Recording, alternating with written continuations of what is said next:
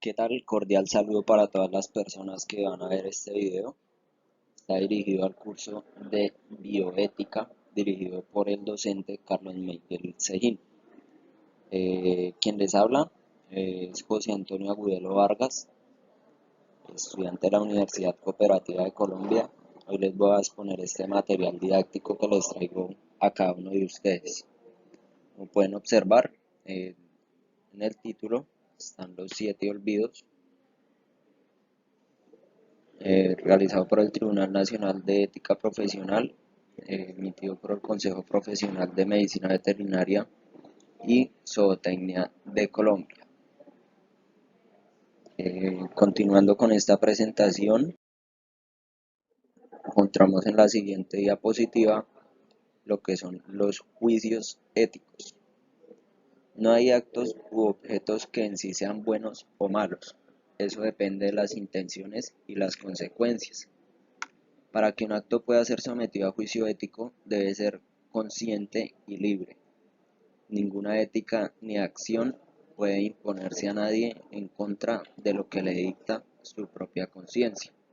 Los pasos para hacer un juicio ético son la intención, la acción, las consecuencias. En primera instancia, la intención, que es la finalidad o motivación del acto. ¿Para qué lo hago? En la acción es así como las circunstancias en las que se llevó a cabo, es como lo hago, las circunstancias pueden ser atenuantes o agravantes.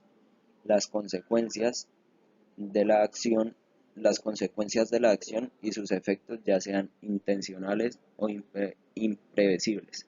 Cuando hablamos de los juicios éticos, la mejor referencia para ello es este primer parrafito, donde dice que no hay actos u objetos que en sí sean buenos o malos, sino que cada esto depende de las intenciones y las consecuencias. Estas intenciones y estas consecuencias son las que proponen, hacen o no hacen las personas. Cada quien es responsable de sus actos y pues cada quien es posible que cause daño o no lo cause, como lo nombraban acá en la parte inferior de la diapositiva, donde pueden ser actos atenuantes o agravantes. Esto ya va en cada persona, pues de todas formas sabiendo así que se debe cumplir como con unas reglas o unos deberes como personas que somos nosotros. Esta imagen es algo muy explícita para lo que venimos trabajando en estas diapositivas anteriormente nombradas, lo cual es cómo queremos ser nosotros.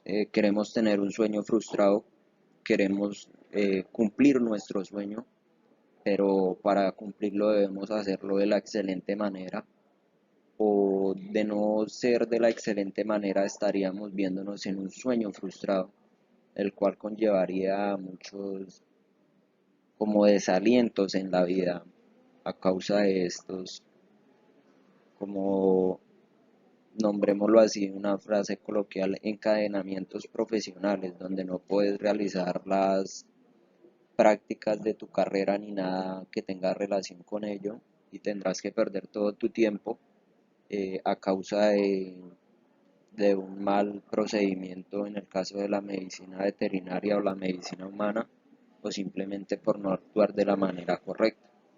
Es muy común ver esto en ambas medicinas, no es un secreto ni es poco visto, por el contrario es muy visto. En los tipos de errores que conducen a una mala praxis encontramos los diagnósticos, los terapéuticos, los preventivos u otros. En cuanto a los diagnósticos, tenemos error o retardo en el diagnóstico, fallo en la indicación de pruebas pertinentes, fallo al actuar en base a los resultados de las pruebas realizadas, indicación de pruebas terapéuticas inadecuadas, cuidado inapropiado o no indicado en el caso de los terapéuticos, error en el método o dosis de administración de medicamentos muy común y no muchas veces por la mala fe del médico tratante, sino simplemente por la falta de actualización o simplemente por no revisar antes de cada tratamiento que va a suministrar. El error en la administración del tratamiento también suele pasar en un tratamiento intramuscular poniéndose en una vía intravenosa o por el contrario, una relación errónea de cirugía, procedimientos o pruebas, retraso evitable en tratamiento o respuesta a pruebas anormales. En el caso de los errores que conducen a una mala praxis en los preventivos es fallo por no indicar tratamiento profiláctico común en los animales caninos, también en los equinos, más que todo en la veterinaria, sin dejar a un lado lo que sería la parte odontológica en las personas, ¿no? Indicaciones profilácticas inadecuadas, inadecuado seguimiento del tratamiento, y entre otros errores que conducen a una mala praxis encontramos un fallo de un equipo, fallo en la comunicación entre una mesa médica, una junta directiva de médicos o fallo en otros sistemas, como puede ser una información no actualizada en diferentes consultorios de una historia clínica o algo común entre ellos. La mala praxis, esta se caracteriza por quien proporcionó la atención actúa en forma negligente, imprudente o con impericia, ya antes mencionado, lo que les hablaba, implicando esto a que la persona no era competente o razonablemente hábil, la cual perjudica al paciente e incluso hasta provocar su deceso, más comúnmente conocido como la muerte. Si vamos a ponerlo un poco en contexto de la médica humana, lo podemos poner por el lado de unas cirugías estéticas, que es muy común ver unos malos procedimientos, o simplemente médicos con cartones falsificados o gente que hace otros tipos de procedimientos en sus consultorios que no conllevan a un excelente procedimiento en estas clínicas. En estas imágenes que podemos encontrar que hay gente reclamando los derechos que deben tener los animales, exigiendo respeto y exigiendo que los veterinarios que se están formando hoy en día tengan conciencia para que no cometan errores más adelante. O sea, no cabe en la mente que drogar a los perros para bañarlos sea lo correcto, pero sin embargo así lo hacen. Entonces, pues lo que queremos o lo que se quiere, esta gente lo que quiere concientizar es a las personas de que no hagan estas prácticas en cuanto tengan un consultorio veterinario, porque están mal vistas ante la sociedad y en la parte ética está peormente vista porque es inadecuado, digamos, drogar a un perro para bañarlo. Una persona que sufre por el dolor de la muerte de un familiar por una mala práctica en una cirugía estética, entonces es común verlo y lo que se quiere es evitar todo ello. La mala praxis, ya nombrado con la impericia, imprudencia, negligencia, abandono del paciente. Uno es la falta total o parcial de la pericia, entendiéndose por esta la sabiduría, conocimientos técnicos, experiencia y habilidad en el ejercicio de la ciencia veterinaria. La imprudencia es realizar un acto con ligereza sin las adecuadas precauciones. Más adelante hablaremos un poco más específico sobre los, como la esterilización de los materiales para hacer en el caso de una cirugía. La negligencia es sinónimo de descuido o de omisión, comúnmente visto en la médica humana, donde si no pagan un servicio particular o si no llegan a una atención por un SOAT, que es un seguro obligatorio en caso de un accidente, que pagan muy bien a los doctores, o por los procedimientos que hagan, no atienden al paciente si se trata de un subsidio o alguna cosa para la salud. El abandono del paciente es no concurrir a un llamado, no asistir a un caso de urgencia y que ocasione un daño que se puede evitar o simplemente que sea irreversible por un abandono, que no atiendan a un llamado o algo. En cuanto a los 7 olvidos, el primero es el examen clínico completo, el segundo son los principios quirúrgicos, el tercero la anatomía y su variación individual. Hacia abajo encontramos otros 4, les voy a ir nombrando en cada diapositiva cada uno de ellos y haciéndoles énfasis en qué es lo que trata. En el primer olvido, como lo nombré, el examen clínico completo. Bueno, esta es una premisa importante, es de recordar que la condición clínica de un paciente varía de manera constante. Así que reevaluar antes de intervenir quirúrgicamente es un acto ético y obligatorio. Como ejemplo, un cuerpo extraño intestinal puede haber sido expulsado y ya no es necesario intervenir. Esto es común ver que operan a alguien o operan un perro sin saber por qué o sin saber si ya expulsó o no expulsó, como lo hablaban en el caso intestinal de un paciente, por un cuerpo extraño, ¿no?, que se encuentra dentro de él. También acá nos resaltan lo que es el examen clínico: es una experiencia sensorial, sentir, y observacional, entrever. A través de una observación cuidadosa de actitudes, posturas y reacciones en el caso de un animal, acompañada de una palpación suave, ligera y profunda, organizada, reconociendo y sintiendo lo palpado, diferenciando estructuras, percutiendo todo aquello que creamos necesario y posible, escuchando la voz de cada órgano y sistema. Se asegura una aproximación diagnóstica, alto valor de probabilidad de certeza para tomar decisiones, concluir y proponer planes diagnósticos de apoyo, definir una conducta médica final. En cuanto a el primer olvido que les nombraba a ustedes, la escuela ortodoxa dice que para un examen clínico adecuado y con esperanzadores resultados en cuanto a un diagnóstico se requieren de unos ciertos parámetros que se los voy a nombrar en orden y también a explicar algunos de ellos. Encontramos lo que es reseña, anamnesis, inspección, examen físico, determinación de las constantes fisiológicas, toma de muestras, dictamen presuntivo, diagnósticos diferenciales primordiales para el caso de una cirugía. En cuanto a la reseña, es la orientación del diagnóstico, ya que existen enfermedades relacionadas con la edad, el género, la especie, la raza, el lugar de origen, la vivienda, el peso, el género de servicio. En cuanto a la anamnesis, es cuál es el mayor problema por el que consulta a un médico veterinario, a un médico humano. O sea, preguntarle al dueño del paciente, en el caso de un animal, cómo han sido sus últimos actitudes, cómo han sido sus últimas actitudes, cómo se ha comportado, ha comido, no ha comido, y en el caso del paciente humano es preguntar cómo se siente o qué es lo que siente y por qué concurre a esta visita médica. En la inspección es la actividad de inspeccionar sin tocar. La actividad de inspeccionar sin tocar es muy enriquecedora en cuanto a aportes clínicos, para recordar que vale la pena observar la posición del paciente, su tipo de respiración, la simetría en los hemitórax y la posición de los miembros. En cuanto al examen físico, siguiente a estos, es asociado a los datos de anamnesis y de la inspección. Asegura una muy buena aproximación a un diagnóstico inicial. En cuanto a la determinación de las constantes fisiológicas, es cuántas veces convertimos un examen clínico únicamente en una determinación de las constantes, sin considerar las condiciones del lugar para realizar el examen físico ni las posibles contradicciones.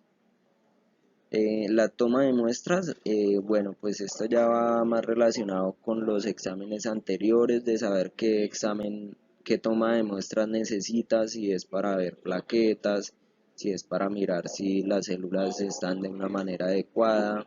En los pacientes caninos que más concurren a visitas médicas, por hemoparásitos, por cuestiones de ellas, es común ver que una toma de muestra se toma es para realizar un cuadro hemático, en el cual se pueden plantear los posibles tratamientos, diferenciando lo que tenga el paciente. En el segundo olvido son los principios quirúrgicos, en los cuales está la asepsia. Es una antisepsia, se realizan los tejidos, desinfección, se aplican las alas, muebles y equipos, y la esterilización se emplea en instrumental, ropa, guantes y jeringas.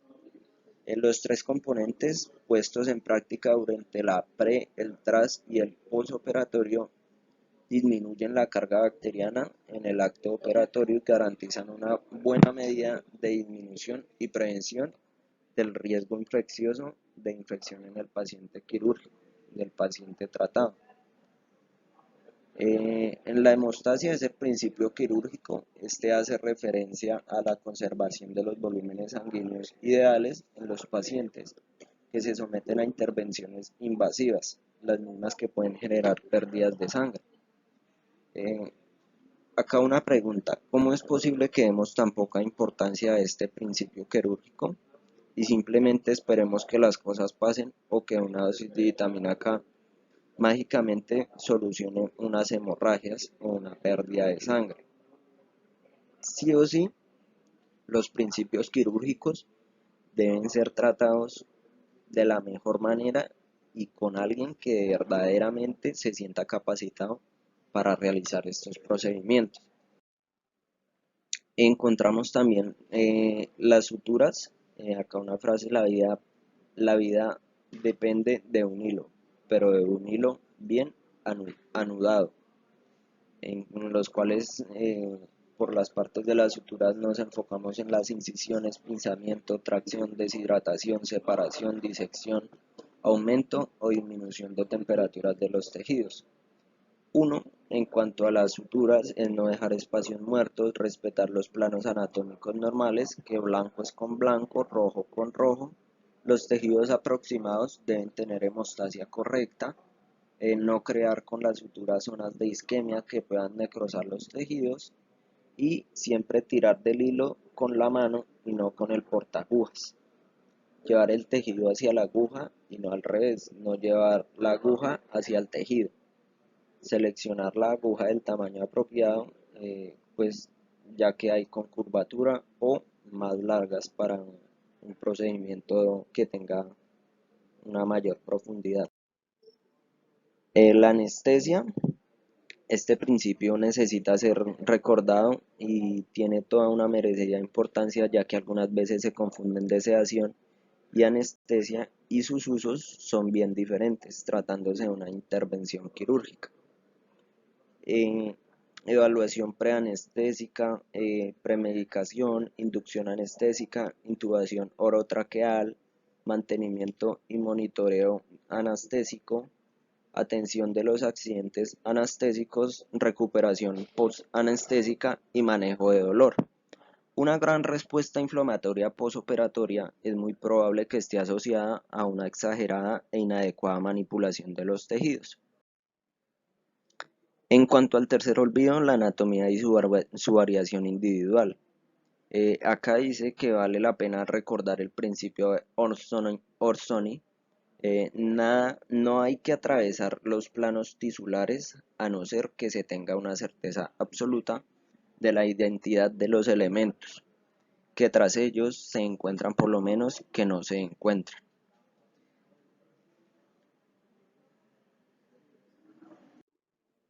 El cuarto olvido son los medicamentos, sus acciones y sus interacciones. No está prohibido ni es una vergüenza confirmar una dosis, aún enfrente al paciente o del propietario de la mascota, buscar una interacción o revisar si existen otras moléculas. Recordar la respuesta individual a los medicamentos, así como los múltiples usos que puede tener un mismo medicamento. Que el arsenal terapéutico no sea un límite, sino por el contrario sea una herramienta en la que cada día se busque una actualización. En el mundo farmacológico es muy activo y cambiante, casi igual que la tecnología digital. Entonces ya sabemos que lo que se primordializa ante el cuarto olvido son los medicamentos, sus acciones y sus interacciones, y para lograr un correcto orden de esto es la permanente actualización que se debe hacer en cuanto a los fármacos a tratar, bien sea por dosificación o por cambios de ellos. El quinto olvido es la respuesta orgánica ante la agresión y su manejo. Para hacerla fácil, se define por la presencia de dos o más de las siguientes condiciones clínicas. En cuanto a un síndrome de respuesta inflamatoria sistémica, que es el SIRS. Cuando el SIRS, que ya lo nombré anteriormente, es el resultado de una infección probada o sospechosa, se denomina sepsis Tiene múltiples causas entre las que se incluyen las no infecciosas, como una hipertemia o hipotemia, una taticardia o bradicardia, taqui- una taquipnia, una alteración patológica en el recuento de blancos. En cuanto al sexto olvido, es tener en cuenta el siguiente decálogo, porque tienen en cuenta 10 cosas.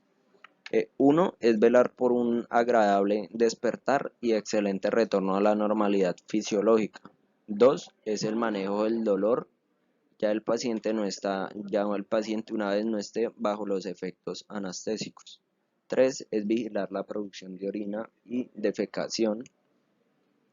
Cuatro es realizar la extubación a tiempo. Cinco, control de la T, que suele ser hipotérmicos. 6. Vigilar y controlar el vómito.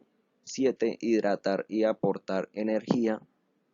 Lo que ya dice acá son dosis de mantenimiento que son útiles. Ahí es donde se miran si necesita fármacos, si necesita alimentación, si necesitan de otros recursos. La octava es controlar el ruido y otros estímulos. 9. Aportar oxígeno durante todo el tiempo de recuperación anestésica. Y 10. Dar cuidado a las heridas. Un cuidado posoperatorio que es el que mayormente tiene incidencia acá por falta de cuidado. El séptimo olvido es volver a las fuentes, volver a los libros y actualización permanente. Una frase que recordar es de Edgar Gutiérrez Vélez: mejor no seguir. El mundo ya es otro, y si no me actualizo, seré tan arcaico como Melquiades, el gitano de 100 años de soledad, y solo haremos disparates médicos y diagnósticos evocando a José Arcadio Buendía. Esto último como homenaje póstumo a nuestro Nobel García Márquez. Muchas gracias, esta es la presentación didáctica que les traía a cada uno de ustedes, espero la entiendan de la mejor manera y poder continuar aprendiendo mucho más. Vale la pena recordar que lo que se quiere en este curso es la actualización y es las prácticas éticas que se deben tener con cada uno de los pacientes. Recuerden, les habló José Antonio Agudelo Vargas.